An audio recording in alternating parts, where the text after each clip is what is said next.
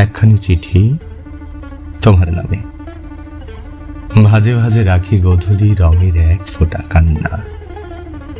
দেখি তবু একটি বাতাসের শীতল স্পর্শ, একটি নদীর ছোট ঢেউ। চিঠির ভেতর গুঁজে দিই শুকনো পাতার গান, যে গান শুনে মাটিরও বুক কাঁপে। তোমার কাছে পৌঁছে যাবে কি জানি না, জানি না, শুধু জানি খামের প্রতিটি কোণে জড়িয়ে থাকবে অপরিণত এক যত্নার স্বপ্ন।